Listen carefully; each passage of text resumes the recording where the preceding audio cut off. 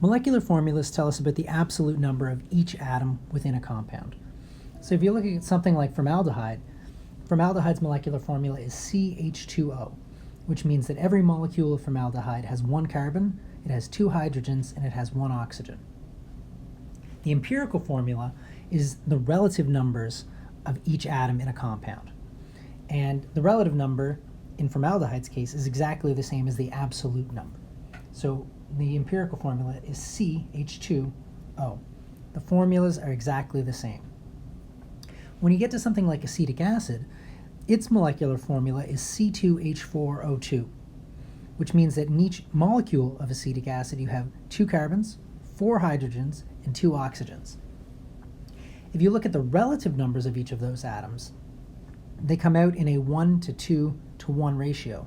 For every one carbon, there's one oxygen, and for every one carbon, there are two hydrogens. So it turns out that the empirical formula is different than the molecular formula.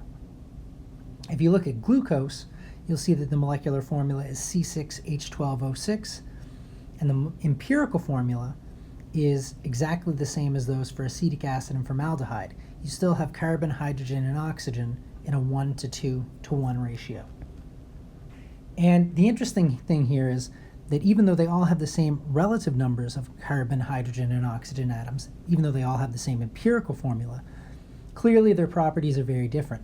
Glucose is a type of sugar, it tastes sweet, it's reasonably non-toxic. Acetic acid is the main ingredient in vinegar, and formaldehyde is very poisonous, right? They all have different molecular formulas, so they all have different properties, even though their empirical formulas are the same.